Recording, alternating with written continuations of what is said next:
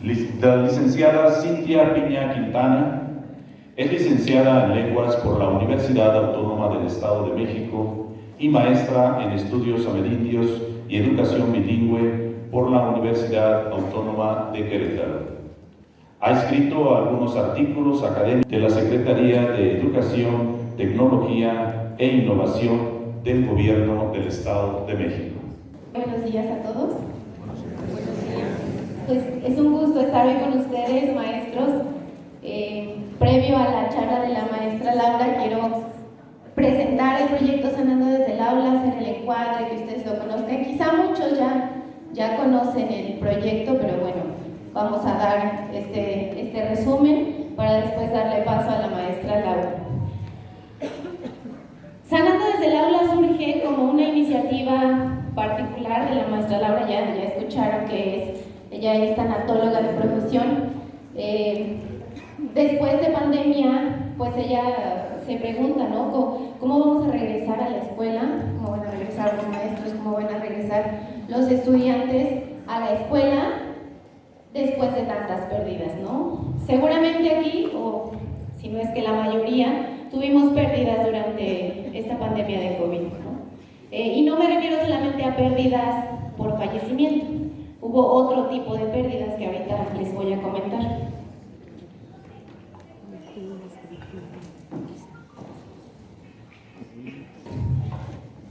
Entonces, surge Sanando desde el Aula y la primera acción que realizamos, el equipo de este programa, es un diagnóstico de necesidades tanatológicas. Teníamos que saber cómo estaban regresando los docentes y los estudiantes al aula al regreso presencial, porque sé que nunca se fueron, sé que siempre estuvimos en labores, pero cómo regresaban a las aulas de manera presencial. Se hizo este diagnóstico, tuvimos un aproximado de 20,000 respuestas, cada respuesta nos daba la perspectiva general de un aula, ¿no? Entonces, de educación básica, de un total de 3 millones y pico, tuvimos el panorama general de 1.300.000 estudiantes, ¿no? ¿Y cómo regresaron los docentes? Seguramente ustedes se dieron cuenta, pero fue algo que no nos detuvimos a reflexionar. Seguimos con el trabajo, teníamos que sacar las cosas, veníamos tal vez con rezago, un poco de rezago por estar en línea, entonces había que sacar el trabajo, ¿no? ¿Cómo regresaron los docentes? Bueno, pues los docentes regresaron con pérdidas, ¿no?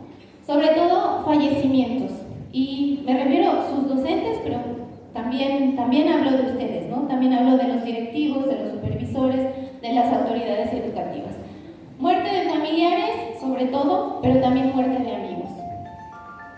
Hubo también separaciones, y esto es a lo que me refería cuando les decía, no solo hubo pérdidas por fallecimiento, también hubo otro tipo de pérdidas. Y este tipo de pérdidas también genera duelos, ¿no? Que cuando no son procesados, cuando no están correctamente elaborados, pues traen secuelas.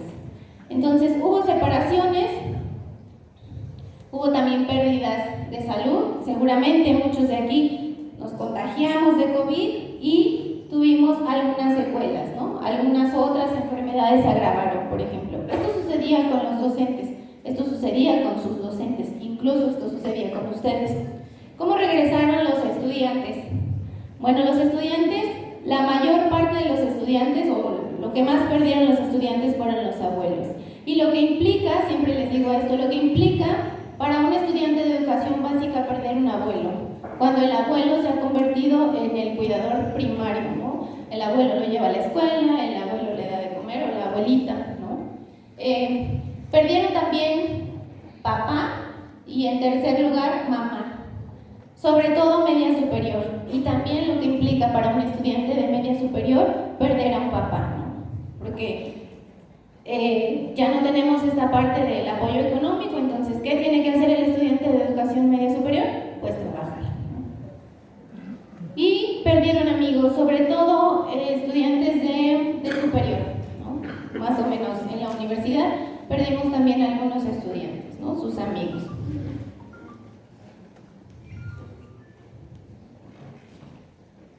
Ahí tenemos una gráfica de cómo estaban regresando en preescolar y primaria. Para los directores aquí que tenemos de estos niveles, cómo estaban las emociones o los comportamientos de los estudiantes que regresaban con pérdidas, ¿no? Si se dan cuenta, donde se movían más era en la tristeza. Nuestros estudiantes estaban tristes en el aislamiento, en los cambios de conducta, en el bajo rendimiento y en otras características como agresividad, llanto frecuente, enojo, irritabilidad. Y esto quizá eran situaciones que ya sucedían, sin embargo en pandemia se agravó, o después de pandemia se agravaron más. Ahora, ¿cuál era el sentir del docente? Si se dan cuenta en esta gráfica, lo que más traían los docentes era desmotivación. Y no solo los docentes, también yo les pregunto a los directores, ¿no? Seguramente después de una pérdida, pues ¿quién iba a estar motivado? Sin embargo, teníamos que continuar y no paramos a reflexionar, no paramos a sentir, no hicimos un alto. Entonces, ¿cómo le pedía yo a mi docente que cumpliera con la planeación o que cumpliera con las clases? Que aquí están, miren en la otra gráfica, si venían con pérdidas. O cómo me pedían a mí, cómo me pedía mi supervisor, cómo me pedían mis autoridades que siguiera con todos los proyectos, todos los programas, que pudiéramos nivelarnos si traía yo o si me sentía desmotivada. Había también sentimiento de frustración y enojo. Y acá en la otra gráfica tenemos que teníamos docentes irritables, con poca o nula participación con los colegas. Seguramente ustedes en su grupo de maestros pues tienen a ese maestro que nunca quiere participar, que siempre está enojado. Es muy probable que traiga ciertas características de duelos.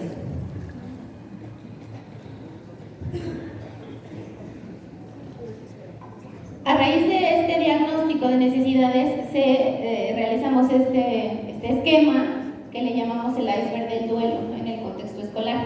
¿Qué es lo que vemos en el aula que está en la superficie? Ustedes saben que los icebergs pues, tienen abajo una estructura que no se ve, ¿no? ¿Qué tenemos? Lo que sí vemos en el aula, lo que está en la parte superficial, pues problemas de enseñanza-aprendizaje, dificultad para identificar emociones, tenemos agotamiento, tenemos aislamiento, bajo rendimiento, deserción escolar, ausentismo y problemas de conducta. Que les decía, es algo que ya traíamos, pero que se intensifica post-pandemia. ¿Qué hay debajo de esto? Es muy probable que debajo de esto haya duelos prolongados, alumnos y docentes en duelo, duelos no elaborados. Hemos visto, hay conductas de riesgo, hemos visto, la maestra Laura y yo, que le ha tocado atender a la maestra Laura, más suicidios en el contexto escolar, muchos más de los que antes atendía. Y sobre todo se está viendo, y eso es creo que bastante grave, suicidios en primaria. O sea, ya no digamos en secundaria, que es cuando los cambios están al por mayor, ya se están viendo en primaria. Conductas de riesgo también en primaria. Tenemos escuelas en duelo sin acciones pertinentes, violencia, se ha incrementado la violencia en las escuelas. Esta parte de sin acciones pertinentes es que las escuelas no saben qué hacer cuando tienen un alumno en duelo, tampoco saben qué hacer cuando tienen un estudiante en duelo y tampoco saben qué hacer cuando el fallecimiento sucede dentro de la escuela. Entonces, de ahí surge Sanando desde el aula, de este tipo de necesidades. ¿Qué hay más abajo? Que todavía se ve menos, pues es que todavía tenemos un tema tabú a la muerte. Hemos recientemente celebrado pues, el 2 de noviembre y el folclore y todo lo que comúnmente las tradiciones que tenemos los mexicanos, pero cuando realmente nos toca hablar de muerte es complicado, ¿no? Evitamos el tema, ¿no? Todavía hay un tabú, ¿no? Todavía pensamos que es un tema que solo le compete a la familia, porque en efecto podemos decir que es esta parte, ¿no? Que es un tema cultural, que es un tema religioso, que es un tema más de la espiritualidad. Sin embargo, Sanando desde el aula lo que hace es ver la muerte o ver el tema de duelo desde la parte del proceso de enseñanza-aprendizaje. En efecto, la muerte se puede ver desde muchas caras, Sin embargo, Sanando desde el Aula tiene bien clara esa línea de lo que sí nos compete en la escuela. ¿Por qué? Porque en definitiva los duelos prolongados afectan el contexto laboral, el contexto de aprendizaje, afectan la vida, ¿no?, del docente o del estudiante. Entonces, Sanando desde el Aula une estas dos líneas, pedagogía y tanatología, sin rebasar esta línea que es muy delgada y que es muy delicada de la espiritualidad que le compete, o de la religiosidad que le compete a la casa, ¿no?, al hogar.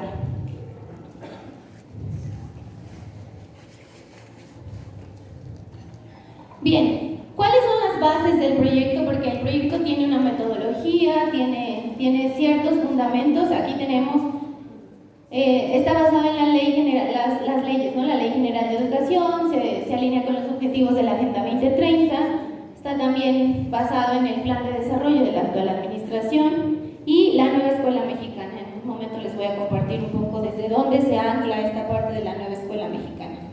¿Qué otras acciones hemos hecho en este proyecto? Bueno, primero se hizo un análisis FODA de la Secretaría, qué dependencias estaban atendiendo el tema de duelo, y como tal no había una que se dedicara a esta parte.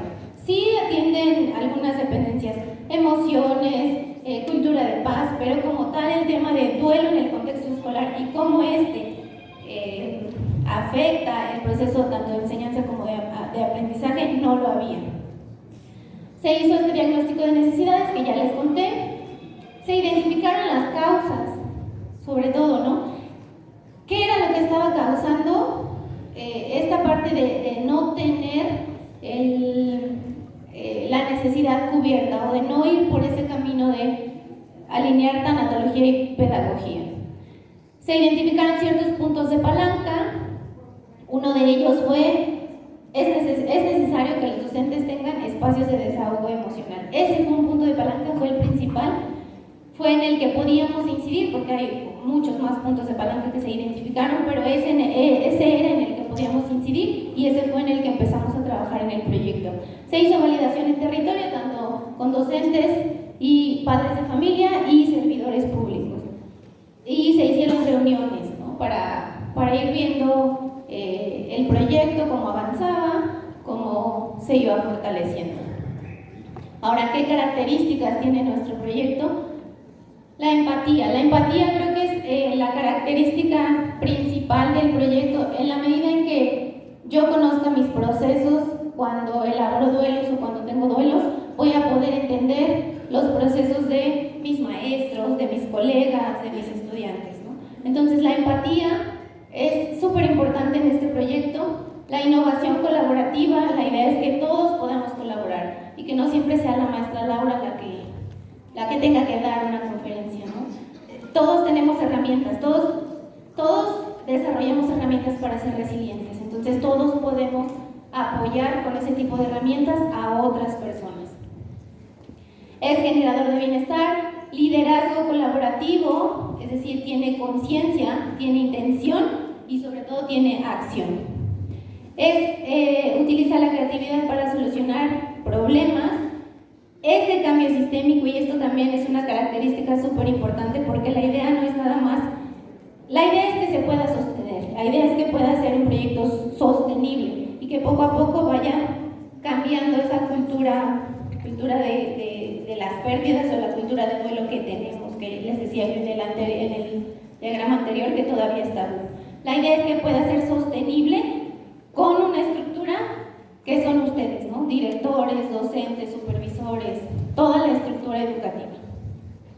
Y bueno, que da soluciones de impacto social. Estas son las características de nuestro proyecto. No sé si alcancen a ver esa foto, esa frase, pero dice: a veces toca llegar al salón de clases y dar clases con ansiedad, con el corazón roto, con tristeza profunda, pero hay que fingir para que los alumnos no se den cuenta. ¿Cuántas veces les ha tocado llegar así? Y no solo para que no se den cuenta los alumnos, para que no se den cuenta sus docentes, los docentes de su escuela. Entonces, ¿cuántas veces se ha repetido esta historia y no hemos parado a reflexionar reflexionar y no hemos buscado un espacio de desahogo o de descarga emocional. Aquí está lo que les decía yo de la nueva escuela mexicana. Esto ya ustedes lo trabajaron creo que en la quinta sesión del Consejo Técnico Escolar. Trabajaron el derecho a la salud. Estas autoras, Villa y Herrera, nos daban el contexto general de el derecho a la salud, pero no solo la salud física, ¿no?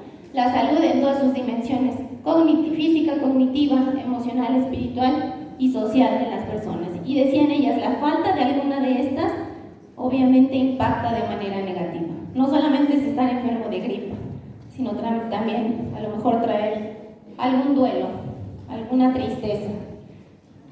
La salud mental, decían ellas, se refleja en el actor docente, en sus prácticas y en su estado de ánimo. Y como esto, ellas decían la diferencia entre que su colectivo docente esté sano, y no nada más salud física, o que no esté sano, ¿no? O que traiga por ahí algunas cosas. Entonces es bien importante este tema, es súper importante tener espacios como estos de reflexión, de concientización, de información, para que poco a poco vayamos orientando las actividades o las acciones en torno a esto. Derivado de esto, entonces, ¿cuál es el objetivo de Sanando desde el aula? Pues implementar acciones tanatológicas de primer contacto, y esto es bien importante. La idea no es que se vuelvan psicólogos o tanatólogos o terapeutas, simplemente es que puedan repensar sus prácticas pedagógicas teniendo en cuenta esta parte de los duelos o la salud emocional. Desde un enfoque humanista, con todos los actores educativos de la Secretaría, para que a través de ellas puedan elaborar un duelo sano y contribuir a la transformación y a la mejora de las prácticas pedagógicas. Y finalmente les quiero compartir un poco del alcance del proyecto. Hemos impactado o hemos coincidido hasta el momento con 12.441 personas, sumando todos estos padres de familia. Hemos trabajado también con servidores públicos en las oficinas, porque también es importante para nosotros, docentes, estudiantes, sobre todo aquí padres de familia que estén en el mismo canal en el que está la escuela. Bueno, a grandes rasgos este es el proyecto.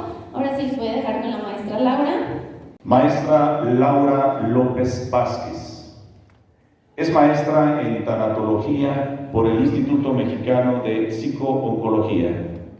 También es licenciada en psicología por la Facultad de Ciencias de la Conducta de la Universidad Autónoma del Estado de México. Para poder hablar a partir de ahorita de un tema tabú que la Secretaría de Educación, a la cual todos pertenecemos, está siendo pionera en un tema que es vital estar observando y dirigiendo nuevas acciones a nuestro hacer pedagógico. Y ustedes como líderes, como bien lo comentaba nuestro director hace un momento, y los mencionó 2 o 3 veces diciendo la palabra líder. ¿Y qué significa realmente ser un líder fuera de la escuela?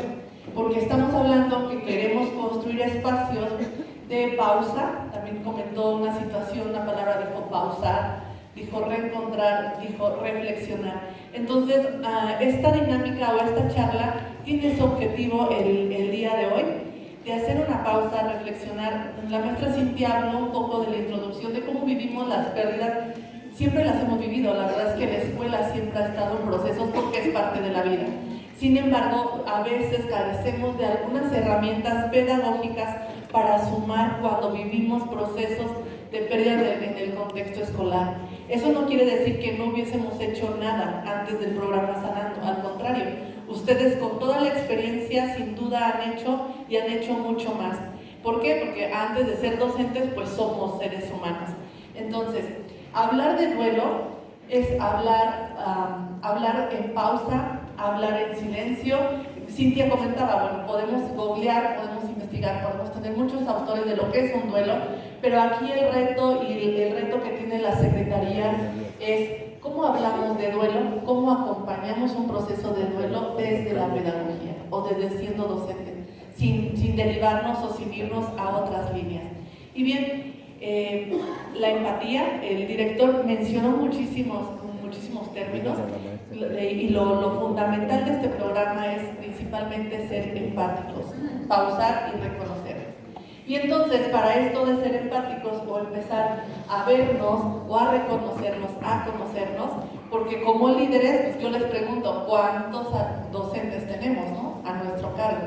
Y después, pues cuántos alumnos, y además también sumamos que somos líderes también en casa.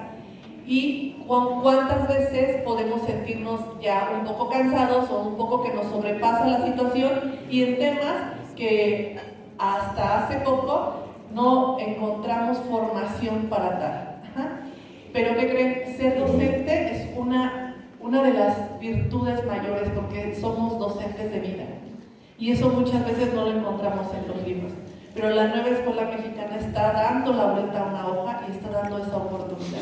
Entonces, a mí me gustaría hacer esta intervención de una manera más dinámica. No sé si están de acuerdo o lo googleamos todo.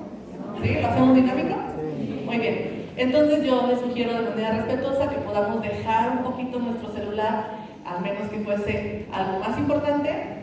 Cintia les dijo, ya no escriban, también ahí es un reto, a lo mejor todos tenemos ya ese hábito, pero vamos a conectarnos, ¿les parece? Y para conectarnos vamos a hacer lo siguiente. Nos ponemos todos de pie. Sí, para calentar. Muchas gracias. Creo que nos podemos dar cuenta de que tenemos mucho por hablar. O sea, no se callaban, maestros. Y ojalá esa conversación la lleves y busques más espacios fuera del auditorio para seguir conversando, conociendo a la otra persona. Pero también la importancia de estar presente cuando te están hablando, cuando te comparten. Si como adultos nos es difícil, para aquellos que trabajamos con secundaria, si un alumno se acerca y hace lo que posiblemente no sucedió en este auditorio, pero me estás hablando y no te escucho, estoy con el teléfono, no me interesa, o tomo una actitud, rompes algo. Y la verdad, cuando alguien comparte y abre lo que veíamos o lo que decíamos, una caja de tesoro, significa algo muy valioso para quien lo está compartiendo y para quien está escuchando. Sin duda has compartido mucho de ti. A lo mejor no te conocía de esa manera quien te escuchó, o a lo mejor dejaste ver, como estoy muy segura que has dejado ver, que guardas algo muy valioso y que por eso eres resiliente. Y hablando de emociones, ¿vivimos o no vivimos emociones en estos 3 minutos? ¿Qué más hay que decir de emociones que no se hayan vivido y sentido ahorita? Es muy fácil abrir libros y decir, vamos a hacer acciones de emociones y vamos a hablar de emociones, pero si no las sientes, si no te permites vivirlo, conectarte, ¿cómo vamos a transmitir? Lo que acabamos de compartir simplemente fue una página de tu historia, ¿cierto? Seguramente tienes más tesoros, y tienes historias más largas, y a lo mejor esta historia se llevó muchas páginas o muchos años, pero el libro aún sigue abierto y no se ha concluido. Y cada uno de nosotros tenemos una forma de ver esta historia, ni bueno ni malo. La has contado y has sumado. Entonces, de verdad, honro que lo compartieras con tu compañero, también a escuchar, estar presente, permitir expresar. Y no pasa nada si tuvimos añoranza o si sentimos la falta de, o volvernos a ese lugar especial. Y hablar de emociones son muchas cosas. Todos, o aquí tenemos como más personas que podemos estar hablando de hablar de emociones. Si hablamos de emociones en lo general, imagínense hablar de emociones de lo que vivimos, de lo que añoramos y sobre todo de lo que hemos perdido. Se habla de mucho. Entonces, hablar de emociones son impulsos al actuar que vienen derivados de una situación que detona y que siento, pero cuando ya permanecen ya no son emociones. Ya esto lo sabemos, ¿no? Ya no son emociones. Entonces, una emoción existe mucho antes de un lenguaje. Y tú a lo mejor pudiste haberlo experimentado, que cuando te has puesto de pie y has elegido quién es A, quién es B, y te toca a ti primero y después a mí, porque no me agrada mucho muchos en el primero, y cuando empezamos a compartir, antes de decirlo, de que tú lo expresaras, ya lo estabas sintiendo, ¿cierto? Y a lo mejor no pude decir mucho y en mis ojos lo dije, en un abrazo lo dije, y posiblemente ni escuché al 100% lo que mi compañera me estaba diciendo por la música y por el murmullo, ¿cierto? Pero sí o sí estábamos presentes. Entonces, las emociones están aquí, están mucho antes que el lenguaje. Son medios y mecanismos de supervivencia, pero depende también cómo los vamos manejando. No me voy a detener mucho en el tema de emoción, porque, bueno, me gusta más sentirlo y vivirlo. Entonces, las emociones, ¿de dónde o cómo vamos aprendiendo las emociones?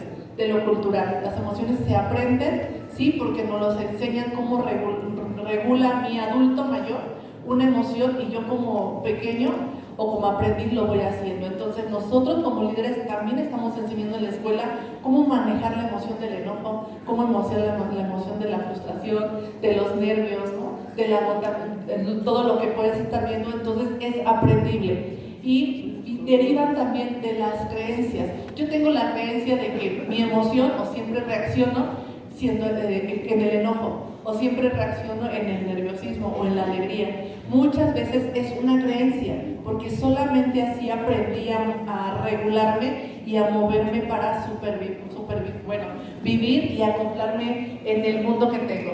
Ahora, esas acciones son producidas por una estimulación y excitación del sistema nervioso. Y el sistema nervioso nos mantiene alerta y nos mantiene en contacto. Cuando tú bloqueas, no permites. No permites que la emoción fluya.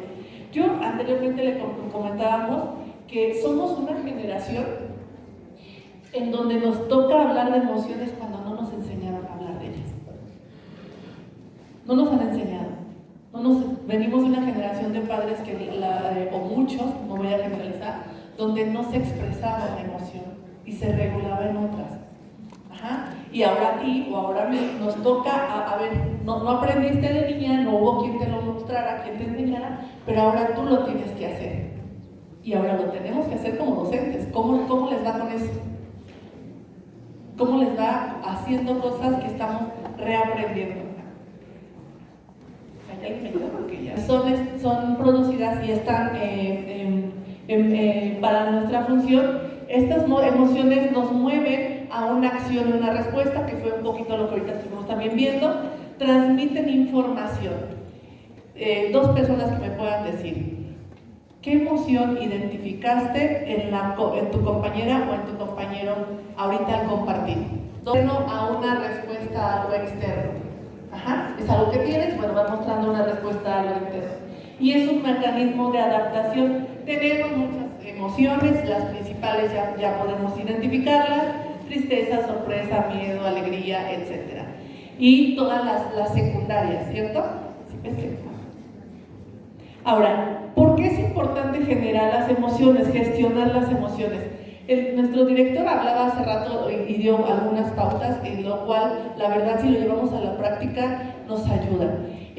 Las emociones, todo ser humano sí se propone, es escultor de su propio cerebro. Decíamos hace un momento, ¿cómo nos toca a nosotros hablar de emociones cuando no crecimos con esa cultura de expresar, de conectar? Olvídate de expresar, de conectarte con una emoción, porque no está bien, porque no deberías hacerlo, ¿no? Entonces, nosotros como seres humanos, y más ahorita en la vida adulta, pues tenemos esta posibilidad de escultar nuestro propio cerebro, volver a transformar nuestras propias emociones. Y la verdad que tenemos un área de oportunidad enorme y hermosa para hacerlo. Tienes esa habilidad. Si decíamos que nos tocó, pero tenemos muchísimas más herramientas para hacerlo. ¿Qué podemos hacer? Coincido con nuestro señor director que decía reconocerme. Es lo primero, reconocer. Evitar la autocrítica y la autoexigencia. ¿Y cuántos de nosotros lo hacemos? Y además lo repetimos hacia abajo. Fijar metas y objetivos, volverle a dar sentido a la vida.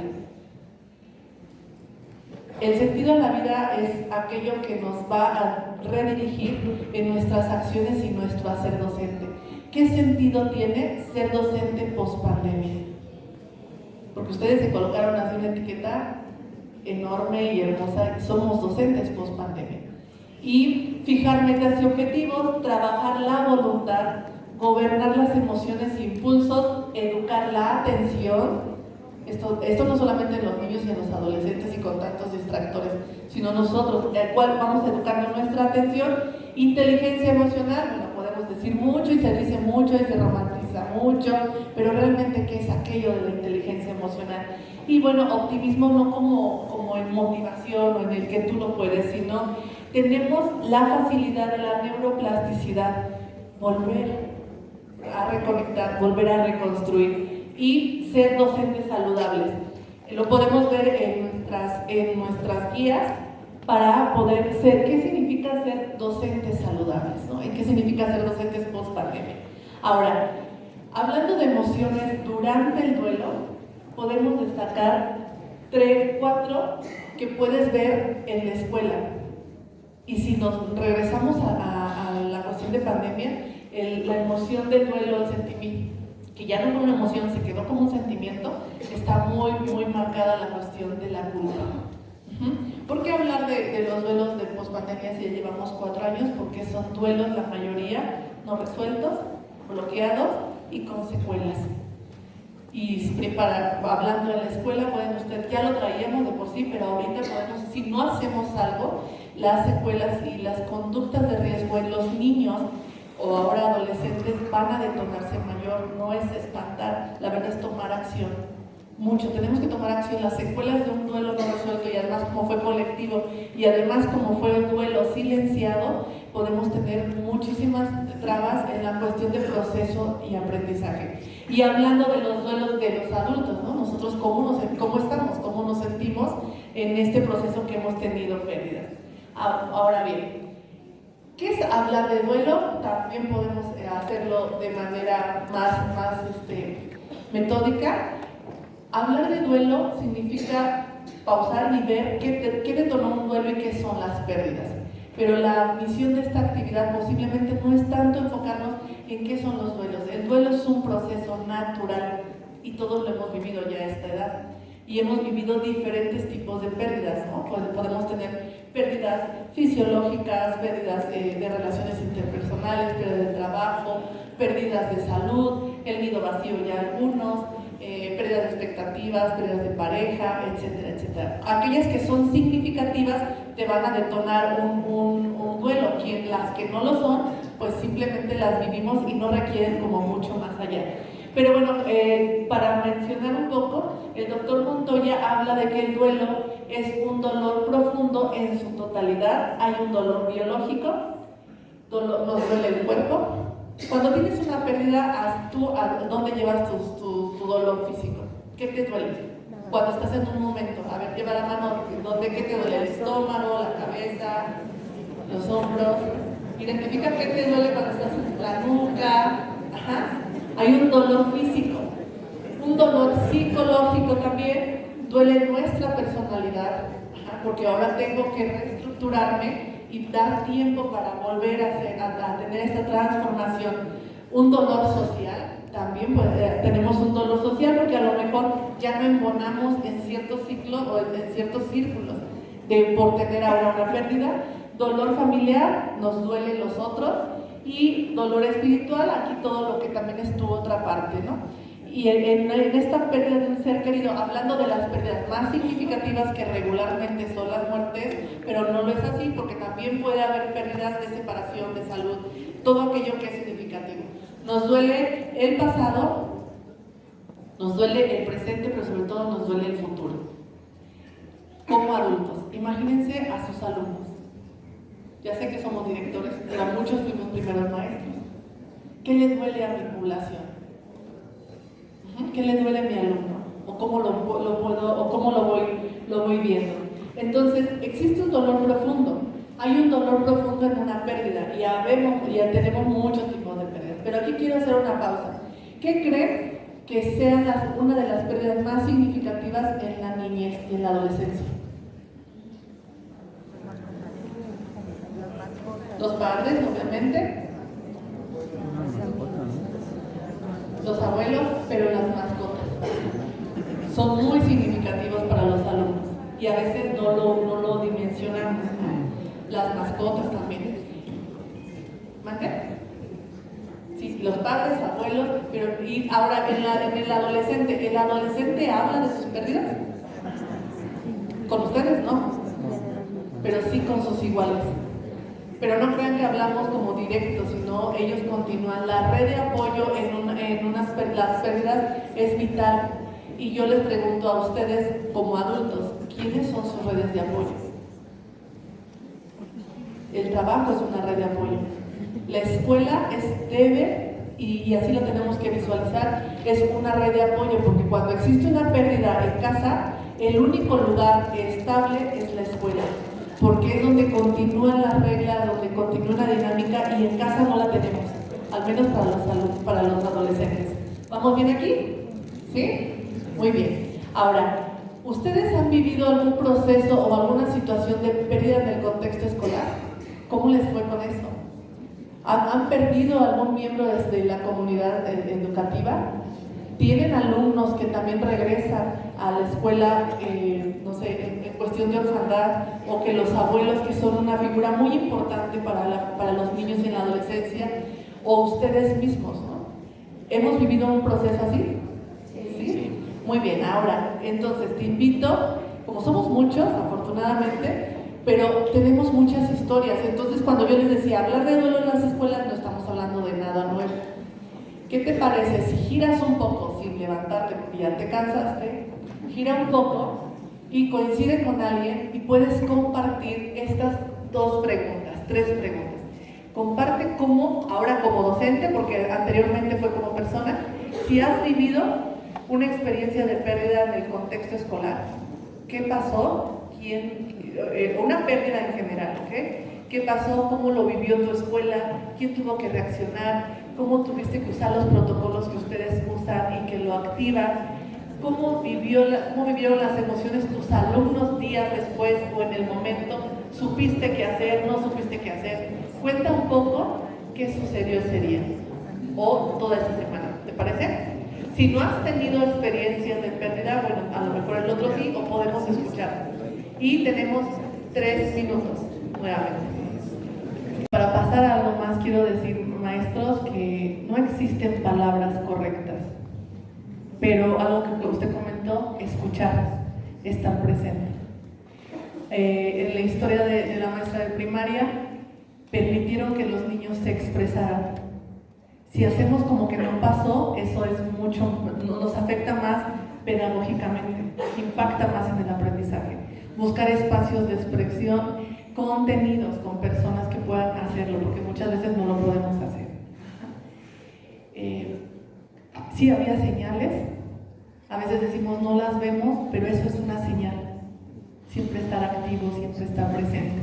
Sí había señales. Aquí lo importante es qué señales tienes tú de los otros ahora. Muchísimas gracias. Y así podemos tener más historias, y lamentablemente las tenemos. ¿Me ayuda con la siguiente, por favor? Porque la muerte, la despedida, toca el timbre de la escuela. La verdad es que es así. Y bueno, podemos también nosotros compartir brevemente una historia o una situación de un maestro que fallece frente a sus alumnos, tercer grado, cuarto grado. Ahí tiene como para en esa comunidad escolar, pues ven la escena, imagínense también acá, imagínense las emociones, pero los niños, comentaba la maestra, pues lo normalizan porque también lo ven. Además, ahí sería muy bueno ver e identificar, que nosotros como docentes supiéramos identificar cuáles son las características de los duelos infantiles, cómo lo ven, cómo lo trabajan, cómo lo asimilan, qué concepto tienen de muerte, cómo lo asimilan también los adolescentes. Eso nos da para mucho más. Y bueno, entonces en este caso, el maestro fallece dentro del salón, los niños actúan, los niños reaccionan, pero nosotros como adultos los vemos como qué miedo, pobres niños, y no. Ellos lo hicieron, tienen muchas herramientas por suma de sus maestros y por suma de su familia, y al final nosotros estamos acompañando esta escuela, o estuvimos acompañando la escuela en donde se permite un espacio de identificar emociones. ¿Qué emoción? identificaron o vivieron los alumnos, siempre acompañados de sus padres de familia. Siempre, las actividades con docentes no se pueden hacer solos, siempre con el permiso, siempre con alguien. Y bueno, solo les quiero compartir que en el momento de honrar la despedida del maestro, de su manera simbólica, los niños eligieron llevar globos, eligieron hacerlo. Yo les hice una pregunta similar a las de ustedes. Imagínense la edad de decir, ¿cómo honrarías que tu maestro Juan te dio clases este semestre o este ciclo escolar? Se pararon y dijeron, vamos a cantar el himno al Estado de México porque nos estaba preparando para ir a concursar. Y ha sido el himno que a mí me ha erizado más la piel. No hay tantas formas, no hay que buscar tanto. Solo conectarte, no le tengamos miedo acá al tema. Quienes estaban más movidos eran los padres de familia por todo lo que vivieron sus hijos. Entonces la importancia y el maestro, ¿sí? ¿Vamos bien? Así podemos tener muchas historias lamentables. Entonces, la importancia de las emociones en los alumnos, esto es muy importante, pero sobre todo en los docentes.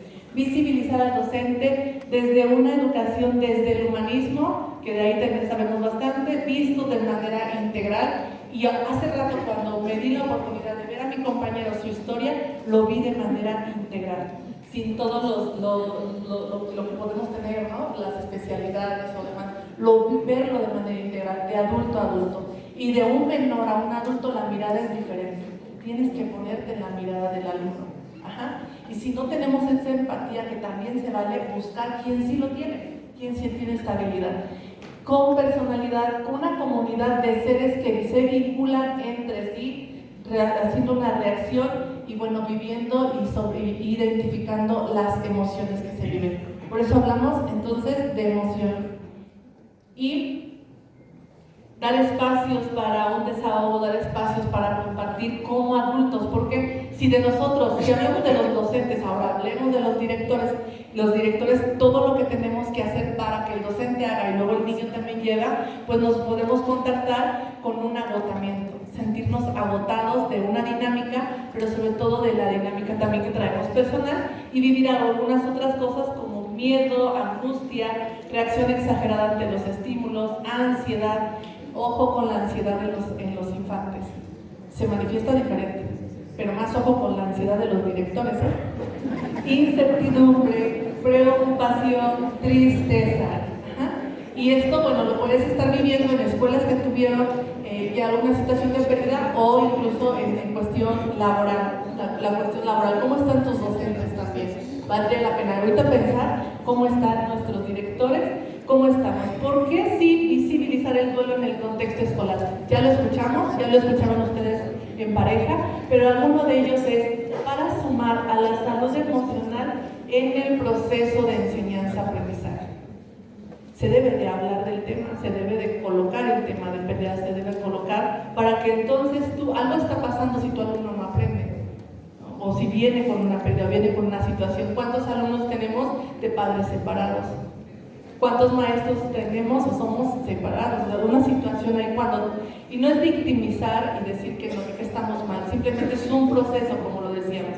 Ofrecer herramientas de primer contacto, acompañar a los docentes que acompañan y acompañar a los directores que acompañan a sus docentes que acompañan. Es un efecto cascada. Para una cultura de duelo en el contexto escolar, para visibilizar los procesos del duelo desde la pedagogía de la muerte, la pedagogía de la vida y todo lo que nos esté sumando con la nueva escuela. Contribuir a una educación para la vida. ¿Cómo hablamos de la vida si no también hablamos de estos procesos de pérdida? Y además lo hacemos en muchas materias, hablamos de la vida y hablamos de la muerte. Y es un ámbito didáctico y de investigación educativa. Sería muy interesante saber cómo lo vive la zona escolar de Toluca, qué acciones hace, de qué están muriendo sus maestros, de qué mueren los alumnos, qué es lo que está pasando, porque esto tiene un impacto social y un impacto educativo, de verdad. No es lo mismo perder un maestro en la zona sur por una situación diferente a un maestro en esta zona. ¿Qué está pasando? Y bueno, de grandes rasgos podemos decir que nosotros en esta línea de transformación, la primera es la sensibilización. Es esto, pausar, hablar y conectar. hablar del tema sin el tabú como tal, sin salirnos de esta línea. Tuvimos la experiencia de trabajar en una normal y uno de los maestros me decía, yo doy etimología, ¿cómo puedo hacer o hablar de la muerte desde este ámbito? Y en colectivo esta escuela se puso a hacer un trabajo colectivo de diferentes formas de ver la muerte. Entonces también nosotros cómo lo podemos hacer, ¿no? En básica, abrir espacios de debriefing, duelos escolares y bueno, crear herramientas tanatológicas de primer contacto para acompañar a los docentes. Hacemos acciones más dirigidas, hay una muy en especial que sí existe y bueno, también siempre nos sumamos de lo que ustedes hacen, se llama Alas al Dolor, en donde vamos a las escuelas y trabajamos una situación en específico con alumnos del grado que hayan tenido una pérdida para acompañar y visibilizar, identificar las emociones que están viviendo sus alumnos o los alumnos con el objetivo de sumar al proceso de enseñanza y aprendizaje desde este tema. Entonces sí podemos hacer mucho, maestros, y más bien ya lo estamos haciendo programas donde ofrecemos espacios de psicoeducación y descarga emocional. Tenemos que tener una descarga emocional para poder seguir incorporando más temas, si no solamente nos sobresaltamos. Y ahora aquí viene una pregunta. ¿Y quién ve al director?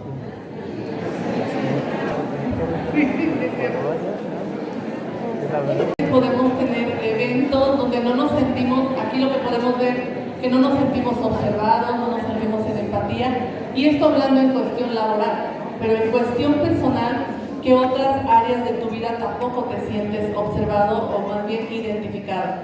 Recordemos que es un espacio de sensibilización, es un espacio de conexión y de reflexión. Recuerda, acaba de decir la maestra, cuando te llegue una demanda, antes de ir a firmar y enojarte, ella dijo, la vida es bella. Muy bien. ¿Quién ve al director entonces? Aquí la reflexión es lo siguiente. Para el silencio, ya casi terminamos. El abogado. ¿Quién ve al director? Ese es el problema. Escúchenme. Imaginemos que tenemos un cuadro en casa, que le hace falta una imagen, que le hace falta, no sé, una foto. Te voy a decir quién te ve. Y queremos que siempre venga alguien más a regalarnos un momento especial para colocarlo. Creo que valdría la pena empezar a vernos a nosotros mismos y después en colectivo hacer que esto sea un cambio sistémico, sobre todo en cultura de duelo. Sí hay gente que te ve, pero muchas veces esperamos que nos vean de arriba, pero si tú volteas a ver a tu lado, es que durante el duelo consiste en acompañar mientras el otro le da el sentido al sufrimiento. Esa parte no te corresponde a ti, te corresponde ser puente. Fuera silencio, te corresponde ser puente. Yo siempre digo, o una forma de trabajar en lo individual con mis pacientes es decir, cuando estamos en duelo es como si atravesaras un túnel. Cuando estamos en pérdida, o en cambios, o en una búsqueda. Es un túnel, pero en ese túnel tú quisieras que todos estuvieran ahí y ser empáticos, y la verdad es que no. La verdad es que este túnel tú lo atraviesas solo, a tu tiempo y a tu ritmo. La diferencia radica es quién te espera al final del túnel, pero sobre todo quién hace el túnel para que tú atravieses. Imagina un alumno en pérdida, un adolescente en pérdidas. Todos los que estamos aquí podemos hacer puente, podemos ser una red.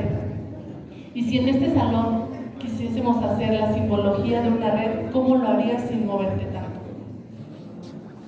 Te reto que hagas una red.